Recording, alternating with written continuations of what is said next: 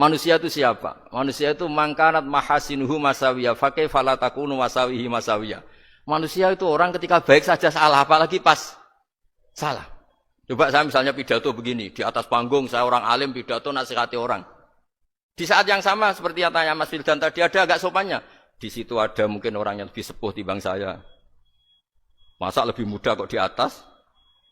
Yang di bawah lebih tua. Ada agak sopannya. Mau nggak pidato disuruh, mau di atas disuruh, nggak sopan sama yang. Tapi misalnya yang paling sepuh pidato nggak pernah ngaji kok pidato, terus gimana? Artinya ketika kita baik saja ada salahnya, apalagi pas salah. Sebab itu ajaran Rasulullah itu suruh berdoa Rabbana dzolamna anfusana. Sebelum minta itu merasa ya Allah kita ini mendolimi diri kita sendiri. Karena dalam pilihan-pilihan itu pasti ada salahnya. Coba misalnya Anda bangun masjid habis 2 miliar. Yang harusnya 1 miliar sudah jadi. Terus nanti suatu saat ketemu Allah ditanya.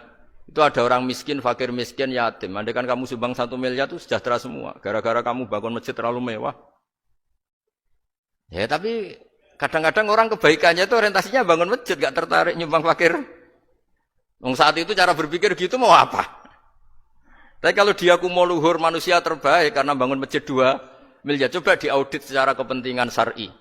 Penting mana dengan ngasih makan fakir miskin? Penting mana dengan menikahkan janda misalnya? Penting mana dengan pendidikan? Apa artinya masjid mewah orang nggak tahu halal haram, nggak tahu najis, nggak tahu cara sesuci, nggak tahu cara adzan yang benar. Terus penting mana untuk beli kitab sama dipakai masjid?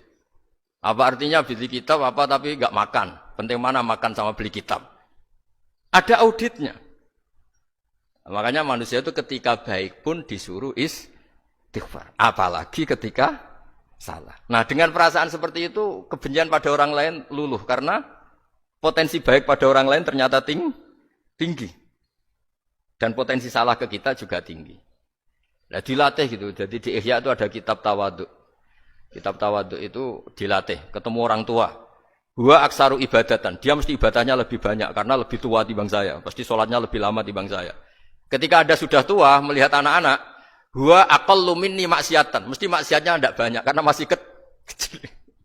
Terus ketika melihat orang fasik maksiat, la'allahu yatubu alaih fa innahu tawwabur rahim. Mungkin Allah memberi tobat, bisa saja. Umar itu ingin bunuh Nabi, tapi Allah memberi tobat. Yang sowan kiai saja tidak mesti dapat tobat. Umar ingin bunuh Nabi, tapi Allah memberi tobat. Akhirnya ya tobat jadi Islam yang baik. Dalam sejarah Wali Songo, Kalijogo sowan Sunan Bonang itu ingin garong. Tapi malah jadi muridnya jadi wali. Kalau Allah sudah menghendaki tidak ada ya. Perang Uhud orang Islam kalah itu karena panglimanya siapa? Khalid bin Walid. Tapi dia malah yang dapat hidayah. Nah sama orang yang sekarang Anda benci bisa saja Allah merencanakan ada apa? Hidayah di situ. Dan kita yang merasa benar jangan saja ada rencana Allah bikin kita su'ul khotimah. Na'udzubillah min dzalik kan tidak pernah tahu. Nah, dari tidak pernah tahu itu orang diusahakan tawadhu. Wa ma adri ma yuf'alu bi wala bikum, kita tidak pernah tahu. Makanya meskipun saya ini kiai terus kata orang banyak itu ketok. Kalau istighfar ya nangis betul ya. Cuma kan enggak perlu di depan umum. Nanti ada penampilan kan ribet kan nanti. Sudah nangis enggak ikhlas, enggak mutu. Nah sekarang banyak orang yang sudah tidak peduli dengan ilmu, kayak ijazah dilakoni kan. Jadi kayak wiridan la ilaha illallah itu sebetulnya harus dibarengi dengan ilmu. Ini yang terakhir supaya nggak lama-lama. La ilaha illallah itu basisnya ilmu. Surga yang begitu mewah itu dibikin juga bagi yang melafadzkan la ilaha illallah. Neraka yang begitu ekstrim sampai kalau benda dijatuhkan dari atas ke neraka itu sampai bawah nunggu 70 tahun. Bisa kamu bayangkan kalau kamu di dalam naiknya susah itu. Ini dijatuhkan ke neraka itu sampai bawah nunggu berapa? 70 tahun. Loh neraka sebegitu ekstrim itu dibikin untuk yang menolak la ilaha illallah. Berarti kalimat ini kalimat spesial. Kalimat yang neraka dibikin ya atas nama itu yang menolak. Surga dibikin juga atas nama itu yang menerima. Itu satu saktinya la ilaha illallah. Sakti kedua, orang kafir 70 tahun ngelafatkan la ilaha illallah sekali langsung dihukumi mukmin. Yufar lahum ma qad salah. Qul lil ladzina kafaru iyantahu yufar lahum ma qad salah. Orang yang melafatkan la ilaha illallah Muhammadur Rasulullah itu dosa 70 tahun kafir itu hilang semua. Tapi gara-gara ada ilmu terus diumumkan tahlil dening Kiai Haji Niam mesti sing nguri wah sawi iku mesti. Padahal kalau kamu tahu ilmunya tadi ini kalimat yang luar biasa. Kalimat yang bisa melebur dosa. Bahkan dalam madzhab Sadiliyah itu unik. Kalau kamu wiridan la ilaha illallah itu jangan istighfar dulu, istighfarnya belakangan. Alasannya Abdul Hasan As-Sadili itu fa'lam annahu la ilaha illallah wastaghfir li dzambik li hadhil kalimah.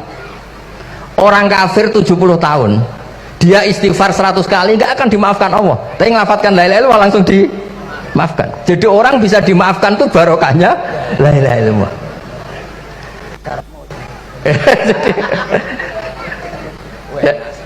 Ya kan? Jadi orang kafir 70 tahun wirid istighfar 100 kali atau 1000 kali dimaafkan enggak? Enggak kan? Tapi kalau membaca la ilaha illallah dimaafkan. Jadi istighfar tuh ngefek positif itu kalau dibarengi la ilaha illallah. Makanya wastaghfir li dzambika bihadil kalimah. Kamu boleh istighfar berdasar hadil kalimah, berdasar la ilaha illallah. Tapi terus kemudian ya thariqah itu banyak, itu urusan rasa. Justru karena la ilaha illallah kalimat thayyibah harus disucikan dulu. Caranya istighfar dulu. Nah itu urusan monggo lah. Tapi apapun itu basisnya harus napa? Ilmu. Basisnya harus ilmu. Jangan malah sentimen. Wong di kuburan wiridan la ilaha illallah dihukumi kafir. Nah, itu kan aneh.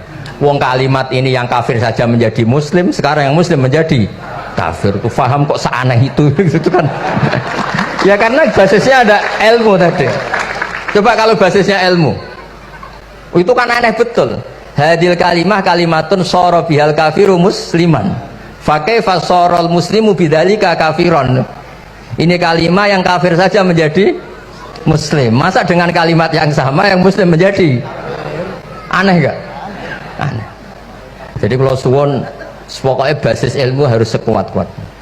Ya caranya gini agak kiai kon sregep mulang aja politik terus ngoten. Tapi politik itu bagian dari ilmu. Wis ra iso diterangno. Ya ngoten mawon. Assalamualaikum warahmatullahi wabarakatuh.